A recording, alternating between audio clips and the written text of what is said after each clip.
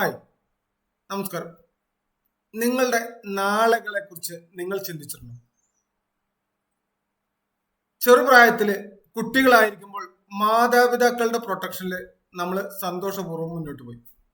പഠനമൊക്കെ കഴിഞ്ഞ് നല്ലൊരു ജോലിയായി വരുമാനമായി ജീവിതം ആസ്വദിച്ച് മുന്നോട്ട് പോവുകയാണ്.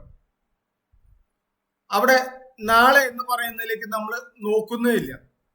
പിന്നീട് വിവാഹം കഴിഞ്ഞു, ഫാമിലിയായി, മക്കളായി, കുടുംബമായി, അല്പം വീടൊക്കെ വെച്ച് നല്ലൊരു സെറ്റപ്പിലാവുന്ന സമയത്ത് കുറച്ച് ബാധ്യതകളായി.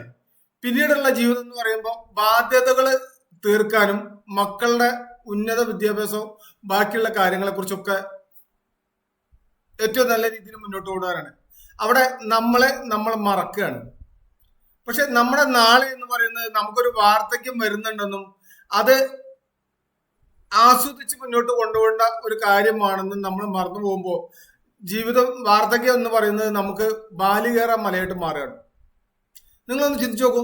നിങ്ങൾക്ക് വരുമാനം തുടങ്ങുന്ന അന്ന് തന്നെ നിങ്ങൾക്ക് കിട്ടുന്ന വരുമാനം അത് ചെറുതോ വലുതോ എത്രയോ ആയിക്കൊള്ളട്ടെ, അതിന്റെ ഒരു ചെറിയ ശതമാനം നമ്മുടെ ഭാവിക്ക് വേണ്ടി മാറ്റിവെച്ചു കഴിഞ്ഞാൽ നമ്മളുടെ ലൈഫിൽ ഉണ്ടാകുന്ന വാർദ്ധക്യത്തെ ഏറ്റവും നല്ല രീതിയിൽ ആസ്വദിച്ച് ജീവിക്കാൻ നമുക്ക് പറ്റുന്നു.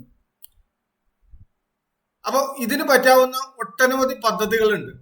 ഈ പദ്ധതികളെ കുറിച്ച് നിങ്ങൾക്ക് അറിയാൻ താഴെ കാണുന്ന എൻ്റെ നമ്പറിൽ നിങ്ങൾക്ക് കോണ്ടാക്ട് ചെയ്യാം. നിങ്ങൾക്ക് എങ്ങനെയാണ് ഇത് പ്ലാൻ ചെയ്യേണ്ടത്, പ്ലാൻ ചെയ്ത് കഴിഞ്ഞാൽ ഏതെല്ലാം രീതിയിലാണ് നമുക്ക് അതിന്റെ ഘട്ടം ഘട്ടമായിട്ട് നമുക്കത് ഉപകാരപ്രദമാക്കി മാറ്റാൻ പറ്റുക എന്നുള്ളത് നമുക്ക് വിശദമായിട്ട് തന്നെ ഡിസ്കസ് ചെയ്യാം.